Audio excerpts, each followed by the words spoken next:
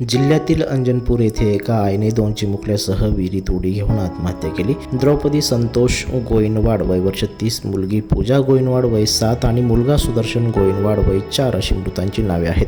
हे सर्वजण नांदेड जिल्ह्यातील गडगा गावचे रहिवासी आहेत. चरितार्थासाठी हे कुटुंब 8 महिन्यांपासून अंजनपूर येथे राहत होते. सोमवारी महिलेने मुलांना कवटाळत विहिरीत उडी घेऊन आपली जीवनयात्रा संपवली.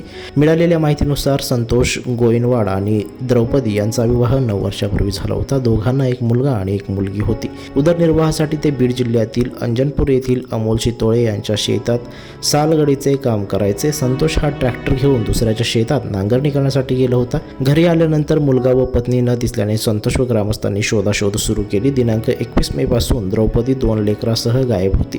पत्नी व मुलांचे मृतदेह विहिरीत असल्याचा संशय संतोषला आला. विहिरीतून पाणी काढल्यानंतर द्रौपदी आणि 2 मुलांचे मृतदेह बाहेर काढण्यात आले.